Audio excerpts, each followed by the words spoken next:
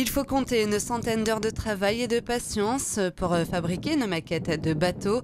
Dans le modélisme naval, les constructeurs tentent avant tout de reproduire un modèle réel. Le but final, c'est de faire un bateau qui navigue. Mais les trois quarts du temps, c'est vraiment de construire quelque chose qui représente un bateau réel. Les trois quarts du temps, c'est des reproductions de bateaux réels. Donc on se documente, on recherche, on cherche des techniques de construction différentes pour essayer d'adapter un petit peu la fabrication en fonction de ses moyens, en fonction de sa dextérité. Et le but, c'est vraiment de construire le plus proche de la réalité, les maquettes, les bateaux le plus proche du réel, quoi. Tous les bateaux sont propulsés à la voile et naviguent avec le vent. Autant dire que lors de la démonstration, les modèles réduits sont allés à toute vitesse sur le plan d'eau. Et pour contrer le vent, quelques techniques sont utilisées pour éviter la casse.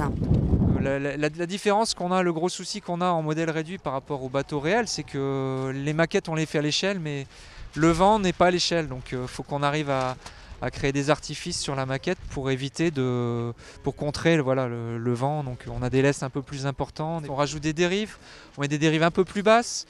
On essaye de mettre le moins de poids dans les hauts pour éviter de déséquilibrer le bateau. Grégory Vandenbusch aimerait dans l'avenir développer l'activité en créant une section modélisme naval sur Gravelines.